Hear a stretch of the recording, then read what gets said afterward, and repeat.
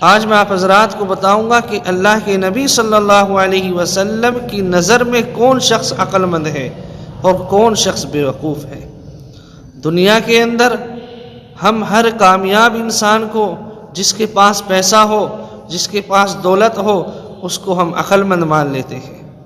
لیکن سوال یہ ہے کہ اللہ کے نبی کی نظر میں کون شخص عقل مند ہے، کون شخص بیوقوف ہے۔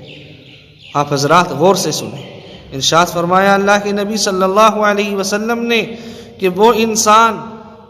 جو اپنے نفسانی خواہشات کو چھوڑ دے، آخرت کی زندگی جو ہمیشہ ہمیش کی ہے اس کے لیے نیک اعمال کرے، نیکیاں کرے، وہ انسان عقل مند ہے۔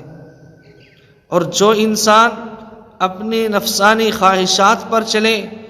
گناہوں کے اندر ڈوبا رہے، گناہ کرتا رہے،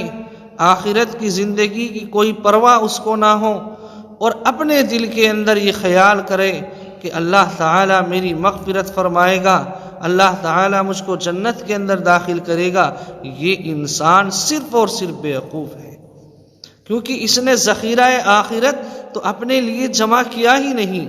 اس نے تو نیک اعمال کیے ہی نہیں ہیں۔ اب یہ انسان اللہ کی نبی صلی اللہ علیہ وسلم کی نظر میں کیسے عقل مند ہو سکتا ہے؟